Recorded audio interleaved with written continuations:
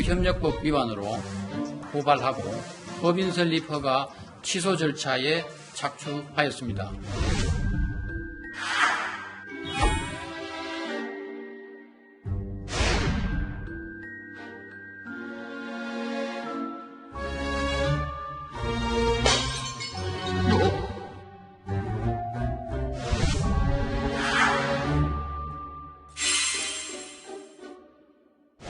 불정적인 대북 유화 정책으로 남북 관계가 정상궤도에서 이탈하고 있습니다. 국회가 4.27 판문점 선언 비준 동의안을 처리하는 것이 필요합니다.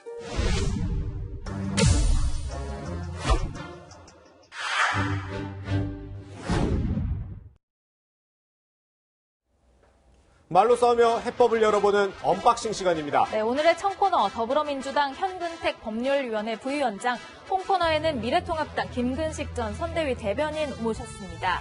여의도 입담꾼 두 사람의 거침없는 입담 대결 기대해봅니다. 네, 오늘의 첫 번째 토론 주제 조금 전 영상으로 보여드렸죠. 대북전단을 보낸 탈북자 단체를 고발한 정부 얘기해보도록 하겠습니다.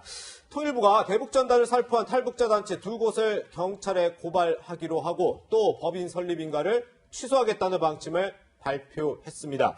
먼저 이 부분에 대해서 본격적인 토론에 앞서서 어떤 입장인지 들어볼게요. 먼저 우리 여당 측의 현근택 부위원장님. 네네. 어제 정부 조치 적절했다, 네네. 부적절했다 어떻습니까?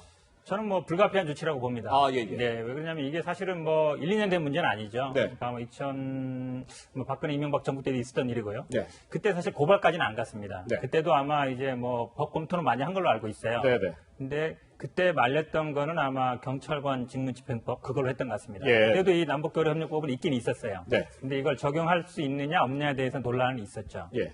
근데 저는 사실은 이게 문제가 안 됐을 때는 정부에서도 그만 용인해 준 거예요. 그동안 사실 이게 이분들은 계속 해왔거든요. 네네, 계속 그렇죠. 해와서 아마 최근 몇 년간 보니까 50만 장 넘는다고 그래서 이분들은 계속 해오던 일인데 결국은 이게 이슈가 되면서 문제가 된 거라서 네네. 그리고 또 지금 어찌 보면 북한 편들기냐 이런 말도 있을 수 있지만 지금 남북 관계가 이렇게 그래도 현상 유지는 돼야 되는데 긴장 관계로 가고 있단 말이죠. 예. 그러려면 어느 정도 좀 조치는 필요하다. 그건 불가피한 조치라고 봅니다. 우리 김은식 전 대변인께서는 야당 입장에서 어떻습니까? 우선 고발을 검토하고 또 대북 전단 살포를 막으려고 하는 정부가 어떤 행동을 하는 것에 대해서 우리가 이해를 할 수 있습니다. 예. 근데 제가 제일 의아했던 것은 교류협력법 위반을 걸어서 고발했다는 게 이제 납득이 안 되는 거예요. 예. 우리 현 부위원장도 말씀하셨습니다만 과거 이명박 박근혜 정부 때부터 10년 넘게 계속 전단 살포 때문에 논란이 있었는데 네네. 그때도 교류협력법은 그대로 엄존했던 실정법이었고요. 예. 그러나 그 어떤 정부도 그 어떤 통일부도 이 전단 살포를 교류협력에 관한 물품이기 때문에 통일부 장관의 승인을 안 받았으니까 불법이다라고 고발한 경우는 한 번도 없었어요. 네. 그러니까 제가 볼 때는 이게 너무 이연령 비연령식의 뜯어 맞추기 고발이 아닌가 싶어요. 왜냐하면 교류협력법에 명시되어 있는 이 반출 승인의 절차는 어떤 목적이냐면요. 북한과 남한 사이에 교류와 협력과 관련된 북한의 물품을 반출할 때 통일부 장관의 승인을 받는 겁니다. 예. 그러니까 주로 북한과 거래를 하거나 교역을 하거나 또는 증여를 하거나 빌려주거나 이런 거거든요. 예. 대북전단이 교류협력 물품은 아니지 않습니까? 통일부도 알고 있을 겁니다. 교류협력 물품이 명백히 아닌 건데 이걸 교류협력 물품이기 때문에 승인 절차를 안 밟았다고 해서 고발한다? 제가 볼 때는 지나가는 소가 웃을 일입니다.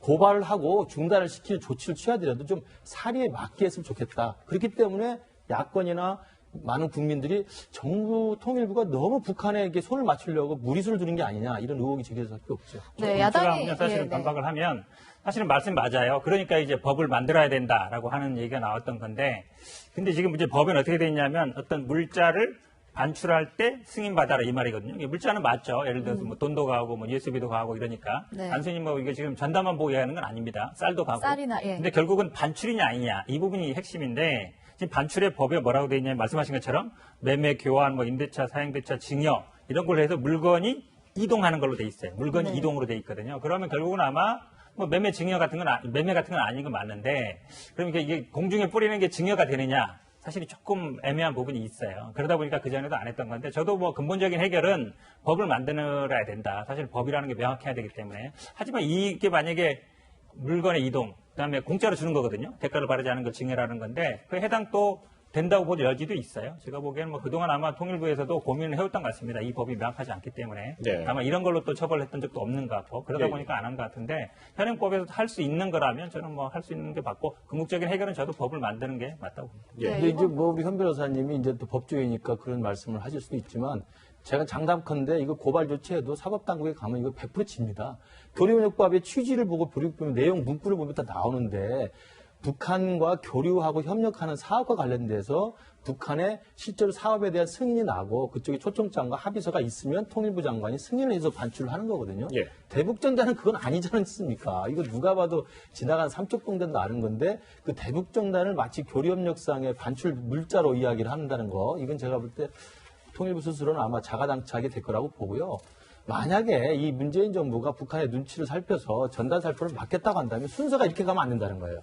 오히려 그 탈북자 단체를 불러들여서 장관이든 차관이든 이야기를 들어보고 그 부작용과 후유증에 대해서 이걸 최소화할 수 있는 다양한 방법들을 강구해보고 공론화를 시켜보고 이렇게 해야지 다짜고짜 북한이 떠들어대니까 법을 만들겠다? 법이 쉽게 안 될 것 같으니까 있지도 않았던 과거에는 한 번도 사용하지 않았던 반출 물품의 승인을 안 받았다고 해서 교류협력법으로 걸어서 하는 것은 제가 볼 때 너무 제가 볼 때 좀 무리수한 생각이 들어요.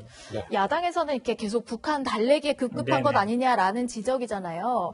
그런데 한편에서는 또 정부가 이런다고 북한이 앞으로 태도를 바꿔서 좀 달라질 수 있을 것이냐라는 지적도 있거든요. 북한 우리가 뭐 70년 상대해 오지만 사실은 북한이 뭐 정상적인 국가거나 우리가 예를 들어서 정상적인 외교 관계가 통하지는 않잖아요. 예. 근데 이제 아마 이게 막 이슈가 지금 되고 있으면 좀 아마 2013년, 14년으로 기억하는데 굉장히 또 뭐 고사포도 쏘고 그러면서 심각한 상황까지 갔었거든요. 네. 그럼 아마 접경지대에 있는 한 10개 시군 주민들 같은 경우에는 또 불안하실 거예요. 그 다음에 또 군에 가 있는 분들도 있잖아요. 군에 50만이 되는데 사실은 이게 북한과의 긴장이 조성되면 사실은 군도 항상 비상상태 유지하거든요. 예. 그런 게 본다 그러면 좀 어느 정도 지금 말씀하신 것처럼 그분들 저는 아마 불러서 달래고 이러지 말아라라고 얘기했을 때 만약에 그분들이 좀 더 듣겠느냐 이런 얘기들이 있어요. 지금 뭐 네. 고발한다 그러니까 더 반발하고 있는데 참 어려운 문제입니다. 쉽지 않은 문제지만 그래도 물론 뭐 북한이 반발하기 때문에 이슈화가 된 것도 맞습니다만 그래도 사실은 우리가 기본적으로 긴장 완화 그다음에 남북 합의서라든지 군사 합의서도 보면 확성기라든지 삐라라든지 이런 건 안 하기로 합의는 했어요. 물론 얼마나 지키고 있느냐 북한도 안 지키고 있다 이런 말도 있지만 그래도 어쨌든 지피도 몇 개 철수하고 확성기도 철거했잖아요. 그렇게 본다 그러면 우리가 미처 이 부분 삐라 보내는 부분은 우리가 좀 간과했던 부분인 것 같아서 저는 뭐 긴장을 좀 완화시키는 측면에서 이거는 물론 2년이나 지나긴 했습니다만 그래도 지금이라도 좀 어느 정도 조절해 가야 된다고 보고 있습니다. 네, 교수님. 근데 네. 긴장 완화를 위해서는 어쨌든 해야 된다라는 입장이 이제 여당 입장인 것 같아요. 그런데 북한 또 전문가시니까 저희가 이렇게 해도 우리가 이렇게 해도 북한이 앞으로 더 과한 요구를 계속 해올 가능성도 있는 거죠. 그러니까 우선 지금 우리 정부나 그 청와대나 통일부가 북한의 속셈을 먼저 간파하는 게 중요합니다. 네. 그러니까 마치 이것이 지금까지 지속적으로 해왔었던 대북전단 살포를 갑자기 끌어내가지고 이것 때문에 모든 걸 끊겠다라고 받아들이면 그러니까 전단 살포만 막으면 이게 다시 풀리겠다. 북한이 또 마음을 좀 돌리지 않겠느냐라고 생각하는 모양인데 제가 볼 때는 절대 그렇지 않습니다. 네. 이미 김정은이 지난 하노이 노딜 이후에 미국에 대해서 자기가 어떤 불만을 표시하는 것을 우회적으로 지금 한국에다가 계속 막말도 하고 한국에 압박을 하지 않았습니까? 네. 그러면서 제가 볼 때 이번에 김여정 담화 이후에 이 남북관계 중단 조치는 북한의 나름대로 전략적 결단하에서 이루어지는 거예요. 그러니까 그 전략적 결단으로 남북관계 이제 끊겠다라고 선언을 한 건데 그 빌미를 탈북자의 전단 살포를 잡은 거거든요. 그러니까 전단 살포만 해결해주면 다시 남북관계 돌아간다는 생각은 제가 볼 때 나이브한 생각이다. 그래서 저는 통일부나 청와대가 좀 제대로 분석을 했으면 좀 하는 바람이 있고요. 또 하나는 달래기를 한다고 해서 이게 나아지지 않는 게 북한이 9.19 공동선언이나 우리 그 4.27 판문점 선언을 지켰는데 우리는 안 지켰다 이런 불만이 있을 수 있는데 제가 말씀드리고 싶은 것은 우리는 4.27 판문점 선언에 나오는 대북 전단 살포 중단이라는 그 명문화된 합의문은 정부 당국이 책임지는 겁니다. 그러나 대한민국은 정부 당국만 있는 게 아니라 시민사회가 있지 않습니까? 시민의 민간단체는 정부가 통제할 수가 없잖아요. 우리가 지금 여기 주일대사관 앞에 있는 소녀상 철거 문제 가지고 2015년에 박근혜 정부가 일본 정부가 합의한 거 다 무효화시키지 않았습니까? 왜? 소녀상 철거는 민간의 영역인데 어떻게 정부가 이면 합의를 하느냐. 네. 이거 가지고 문재인 대통령이 취임하자마자 이게 다 무효시킨 거 아닙니까? 예. 똑같은 겁니다. 4.27 판문점 선언에 따르면 정부는 확성기 중단하고 다 중단했습니다. 예. 그러나 민간이 하는 걸 막을 수는 없는 거예요. 북한이 그걸 이해하도록 설득을 해야죠. 민간 사회가 없는 북한에 대해서 야 너희들은 이해 못하는데 우리 자유대한민국 민간이 있으니까 너희들이 이거 충분히 이해할 수밖에 없다라고 설명을 해야지 북한이 이걸 다 하는 거니까 우리도 할 수 있다라고 생각하는 건 제가 볼 때 지나친 북한 달래기라고 보는 거죠. 근데 아무래도 뭐 집권 여당이다 보니까 이 남북 관계를 좀 다각도로 바라봐야 되는 그런 어려움도 분명히 있을 텐데 그래서 지금 여당에서 이 남북 관계 관리를 위해서 후속 조치로 지금 제시한 게 판문점 선언을 국회에서 비준하고 또 이 대북전단 살포를 금지하는 법을 만들겠다 이런 거죠 지금. 네, 맞습니다. 그러니까 판문점 선언이 사실은 2018년에 됐는데요. 그때 당시에도 이제 논란이 있었습니다. 그러면서 저희 당에서는 이제 추진을 했었는데 야당에서는 이게 만약에 승인을 하게 되면 그 재정 돈 들어가는 부분에 있어서 그렇기 때문에 이 뭐 천문학적인 액수가 들어간다 그러는데 사실은 뭐 판문점 선언 자체로 뭐 돈 들어가는 건 아니에요. 근데 우리 남북 간의 관계 우리 교수님 계시지만 국가 간의 관계도 아니고 약간 특수한 관계입니다. 그렇죠. 그러니까 조약이라 볼 수도 없어요. 조약은 이제 뭐 국회 동의를 받은 법적 효력을 갖는데 그런 건 아니거든요. 그다음에 이제 뭐 지금 같이 보면 뭐 삐라 금지법이라 할 수 있는데 이거 하겠다는 건데요. 저는 뭐 이런 것도 있지만 저도 교수님 지적은 일리가 있다고 봐요. 근데 이거 하나로 뭐 남북 관계 풀리지는 않겠죠. 저는 아마 더 걱정스러운 건 개인적으로는 이제 미국과의 관계가 그러니까 트럼프 대통령이 어떻게 될지 모르지만 만약에 민주당 미국에서만 정권이 교체된다 이러면 아마 트럼프 대통령이 갖고 왔던 것들은 다 바꿀 것 같아요. 만약 그럴 가능성이 높거든요. 그러면 아마 북미 간의 긴장이 더 조성될 수 있는데 그러면 사실은 우리가 움직일 수 있는 여지가 굉장히 적어지거든요. 그래서 저는 아마 북한이 그런 것도 좀 염두에 두고 있는 게 아닌가라는 생각도 들어서 그전에는 그래도 트럼프 대통령과 김정은 간의 어떤 개인적인 친분으로 그나마 이게 좀 아슬아슬하게 유지가 되어 왔는데 우리 이제 어찌 보면 역할이 더 커지는 상황이 아닌가라고 봐서 좀 우려스럽긴 합니다. 시험관에서 좀 짧게 여쭤볼게요. 대북전단 살포 금지법 한 여론조사가 나왔는데 국민 절반은 찬성을 하고 있더라고요. 그럼 야당도 좀 협조를 해야 되지 않을까요? 그렇죠. 그러니까 대북전단 살포로 인해서 접경 지역 주민들의 불편함, 또 불안감, 남북 간의 긴장 이건 분명히 있어요. 그래서 제가 그걸 전단 살포가 정당하지만 부작용이 있다는 거거든요.